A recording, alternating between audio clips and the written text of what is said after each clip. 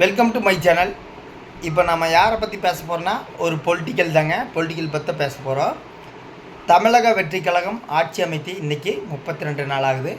அவர்களின் செயல்பாடு எப்படி இருக்கிறது அதை பற்றி இப்போ பேச போகிறோம்.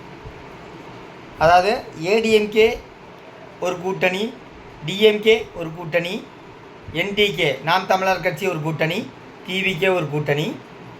எல்லோரும் கருத்து கணிப்பு கருத்து திணிப்புன்னு சொன்னாங்க. தேர்தலுக்கு முந்தைய ஒரு கருத்து கணிப்பு, தேர்தலுக்கு பிந்தைய ஒரு கருத்து கணிப்பு. தேர்தலுக்கு முந்தைய கருத்து கணிப்பிலுமே திமுக 2.0 ஆட்சி அமைக்கிறாங்க.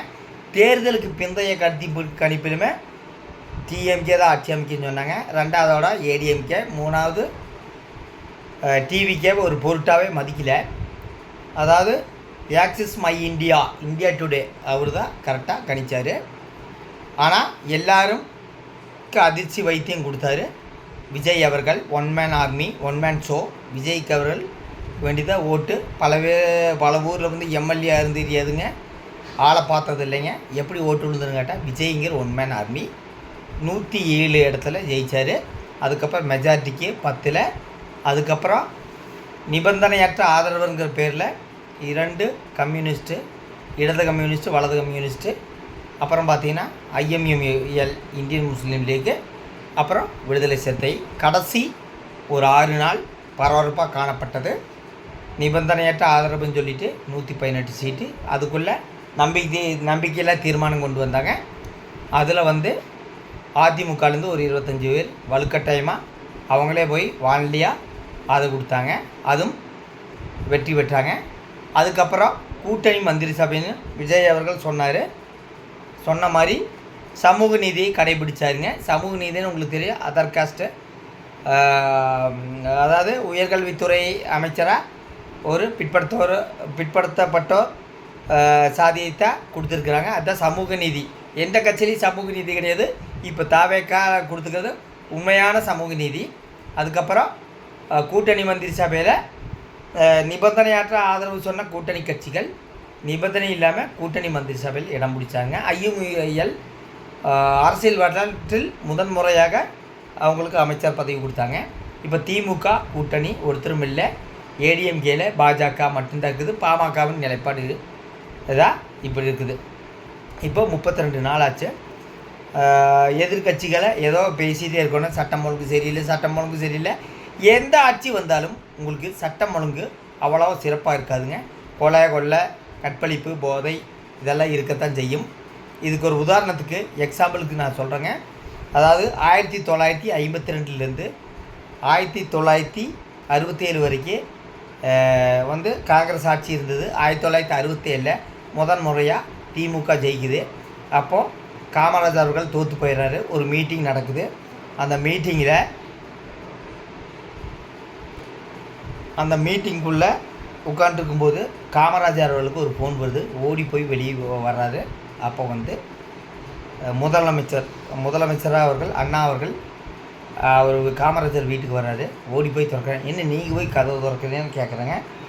நான் திறந்தது ஒரு முதலமைச்சரோட டோரை தான். நாம் இப்போ பண்ணுற செயல்பாடு தான் மக்களும் நம்மளை பார்ப்பாங்க அப்படின்னு சொல்கிறாங்க. அதுக்கு அண்ணா அவர்கள் நாங்கள் வந்து ஜெயிப்போன்னு நல்லா நினைக்கலிங்க, ஒரு குறைந்த சீட் தான் வரும்னு எதிர்பார்த்தங்க. ஆனால் பார்த்தீங்கன்னா இவ்வளோ சீட்டு வரும்னு எதிர்பார்க்கல அப்படின்ட்டு சொன்னார். இது வந்து 1967 அப்போ வந்து நீங்கள் எனக்கு ஆலோசனை பண்ணணுங்க. நாங்கள் இப்போ தான் ஃபஸ்ட்டு டைம் ஆட்சி வந்திருக்கிறோம். அதுக்கு காமராஜர் அவர்கள் என்ன சொல்கிறாருன்னா, நீங்கள் MP படிச்சிருக்கிறீங்க, அதனால் நீங்கள் வந்து தாராளமாக ஆட்சி பண்ணலாம். படிக்காத நானே 15 வருஷம் ஆட்சி பண்ணினேன். ஆனால் ஏன் உங்களால் பண்ண முடியாது? 6 மாதம் நீங்கள் உங்கள் கட்டமைப்பை கொஞ்சம் யோசிங்க, எப்படியெல்லாம் இது பண்ணணுன்ட்டு பேசி 6 மாதத்துக்கு நான் விமர்சனம் பண்ண மாட்டேன், 6 மாதத்துக்கு எந்த பொதுக்கூட்டத்திலையும் பண்ண மாட்டேன் அப்படின்னு சொன்னவர் காமராஜர் அவர்கள். அப்போது அண்ணா அவர்கள் தேசிய அரசியல் இருக்கிறாரு. ஒரு MLA எலெக்ஷனில் நிற்க கிடையாது. ஆனால் முதலமைச்சர் அவர் தான்.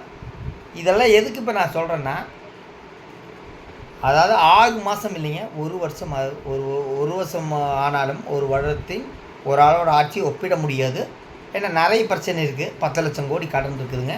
அதனால தான் இதெல்லாம் நான் வந்து எக்ஸ்பிளைன் பண்ணுறேன். இது இப்போ இருக்கிற அரசியல்வாதிக்கு தெரியுமா, இப்போ இருக்கிற யூடியூபருக்கு தெரியுமா, அதெல்லாம் தெரியாது. இது அண்ணாவும் இது காமராஜரும் உட்கார்ந்து பேசுனது. அண்ணாவே வீடு தேடி வந்து காமராஜர் வீட்டுக்கு வந்து நீங்கள் எனக்கு ஆலோசனை பண்ணணும் அப்படி சொன்னாங்க. ஆனால் இப்போத்த அரசியல்வாதி அப்படி பண்ணுவாங்களா? டெஃபினட்டாக பண்ண மாட்டாங்க. விஜய் அவர்கள் எல்லாத்தையும் போய் பார்த்தாரு, மரியாதை நிமித்தமாக பார்த்துட்டு வந்தார். அது ஆரோக்கியமான அரசியல் தான். மொத்தத்தில் தாவேகா அரசின் செயல்பாடு எப்படின்னா, அதாவது மோசம் இல்லைங்க, மொத்தத்தில் மோசம் சொல்ல முடியாது. நீ வரப்போகிற நாட்களில் தான் நாம் அதை பற்றி சொல்ல முடியும். நிறைய பிரச்சனை இருக்குதுங்க, மின் பற்றாக்குறை இருக்குது, நிறைய பிரச்சனை இருக்குது. முந்தைய ஆட்சியாளர்கள் என்னென்ன ஊழல் பண்ணி வச்சுக்கிறாங்களோ அதெல்லாம் தெரியல. மொத்தத்தில் தாவேகா அரசின் செயல்பாடு எப்படின்னா, ஒரு மாதத்தில் நீங்கள் ஜட்ஜ்மெண்ட் பண்ண முடியாது. மொத்தத்தில் ரொம்ப ரொம்ப சூப்பராகவும் இல்லைங்க, ரொம்ப ரொம்ப மோசமாகவும் இல்லை, பரவாயில்லைங்க. ஏன்னா ஒரு மாதத்தில் ஒன்றுமே பண்ண முடியாது. இருந்தாலும் முதல்வர் விஜயின் செயல்பாடு ஒவ்வொரு நாளும் மெருகேறும் நான் நினைக்கிறேன். ஓகே, அடுத்த வீடியோவில் சந்திக்கிறேன். நன்றி, வணக்கம்.